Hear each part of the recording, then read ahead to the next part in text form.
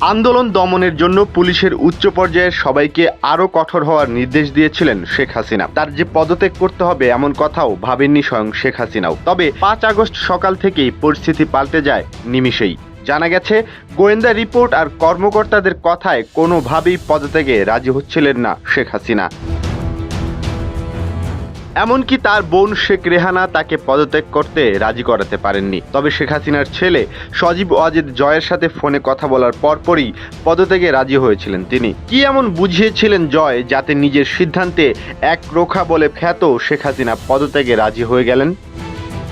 বিভিন্ন গণমাধ্যমে প্রকাশিত প্রতিবেদন বিশ্লেষণ করে দেখা গেছে, সেদিন সকাল থেকেই ঘোলাটে পরিস্থিতি ছিল গণভবনে। সকাল 10:30টায় সশস্ত্র বাহিনীর ঊর্ধ্বতন কর্মকর্তাদের সঙ্গে বৈঠকে বসেন শেখ হাসিনা। কেউ না বুঝলেও আমরা আপনার প্রয়োজন বুঝি, আর তাই তো অত্যাধুনিক ফিচার সম্বলিত বিভিন্ন সাইজ আর কালারের 250-টিরও বেশি ডিজাইন অপশন নিয়ে ওয়ালটন স্মার্ট ফ্রিজ বোঝে আপনার প্রয়োজন। এই বৈঠকে আন্দোলন দমাতে ব্যর্থ হওয়ায় নিরাপত্তা কর্মকর্তাদের ভর্ৎসনা করেন তিনি। এ সময় তিনি যে কোনো মূল্যে আন্দোলন থামানোর নির্দেশ দেন, কিন্তু আরও রক্তপাত এড়াতে সশস্ত্র বাহিনী তার এই নির্দেশ পালনে অস্বীকৃতি প্রকাশ করে। 3 বাহিনীর প্রধান এবং পুলিশের আইজি তাকে দেশের বাস্তব চিত্র বিশ্লেষণ করে পদত্যাগ ছাড়া আর কোনো উপায় নেই বলে জানান, কিন্তু তিনি পদত্যাগ করবেন না বলে নিজের অবস্থানে অনড় থাকেন।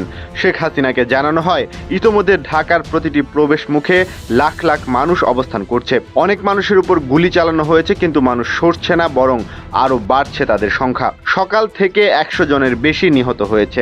ঢাকা আর 1.5 থেকে 2 ঘন্টার মধ্যে দখলে চলে যাবে আন্দোলনকারীদের। জানা গেছে, পদত্যাগের প্রস্তাবে শেখ হাসিনা রেগে গিয়েছিলেন। প্রস্তাব প্রত্যাখ্যান করে অফিসারদের ধমকাধমকিও করেছিলেন তিনি। বলেছিলেন, তোমাদের জন্য আমি কি না করেছি, আর এখন তোমরা নিজেদের পিঠ বাঁচাতে চাইছো। তার এমন প্রতিক্রিয়ায় শেখ হাসিনার বোন শেখ রেহানার সঙ্গে গণভবনের ভিন্ন এক কক্ষে কথা বলেন কর্মকর্তারা, কিন্তু শেখ রেহানাও বড় বোনকে বোঝাতে ব্যর্থ হন। এরপর ফোন করা হয় যুক্তরাষ্ট্রে থাকা শেখ হাসিনার ছেলে সজীব ওয়াজেদ জয়কে। তিনি কর্মকর্তাদের সঙ্গে প্রথমে সরকারকে রক্ষা করতে তাদের ব্যর্থতার কথা তোলেন। জয় নিজেও শুরুতে পদত্যাগে রাজি ছিলেন না।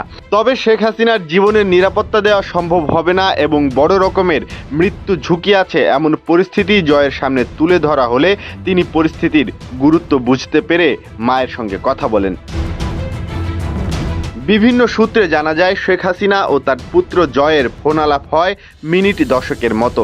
ফোনে জয় তার মাকে বোঝান যে এই মুহূর্তে কোনোভাবেই গণভবনে থাকা তার জন্য নিরাপদ নয়, এমনকি দেশে অবস্থান করাও বিপজ্জনক হতে পারে। তাই যে কোনোভাবেই হোক ভারতে চলে যাওয়ার কথা বলেন জয়। ভারতে না গেলে আওয়ামী লীগ ধ্বংস হয়ে যাবে, শেখ হাসিনা বেঁচে না থাকলে আওয়ামী লীগের হাল ধরার কেউ থাকবে না, এমন কথাও মাকে বলেছিলেন সজীব ওয়াজেদ জয়।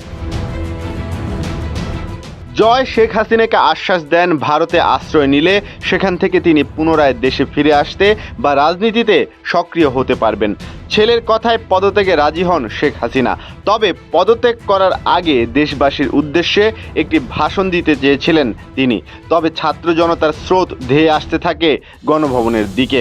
এমন খবরে ভাষণ রেকর্ড করার সময় পাননি শেখ হাসিনা। পদত্যাগ পত্রে সই করে মাত্র 4টি সুটকেস নিয়েই ভারতের পথে উড়াল দেন দীর্ঘ সময় বাংলাদেশের প্রধানমন্ত্রীর পদ আঁকড়ে থাকা শেখ হাসিনা।